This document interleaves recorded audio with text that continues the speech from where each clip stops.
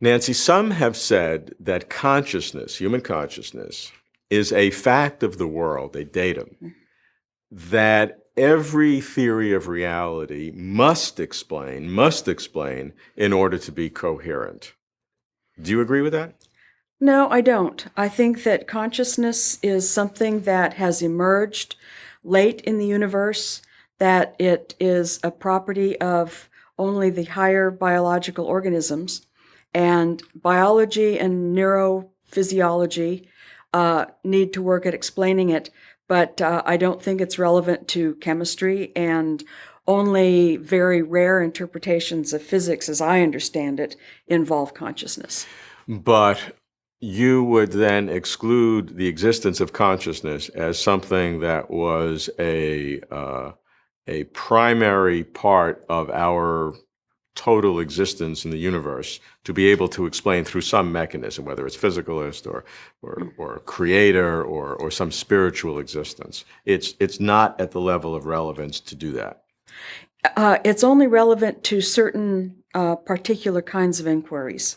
And you can deal with the question of whether God exists, or whether there's a spiritual realm, or whether everything is just physical. You can deal with those questions, and you don't have to bring consciousness into the equation to consider.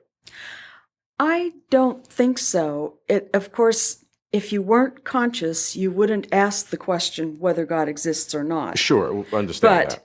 But I don't think that the existence of consciousness is itself a necessary step in arguing for the existence of God. Which means that consciousness is a derived quality from other things, and is not a primary quality.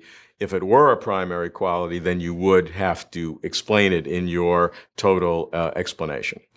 It just depends on what kind of explanation you're trying to give.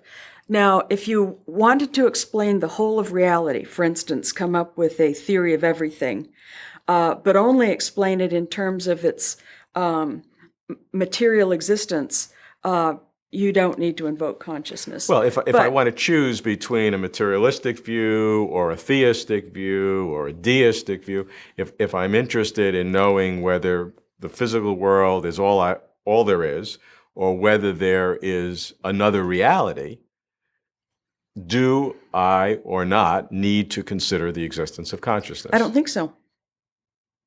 Great.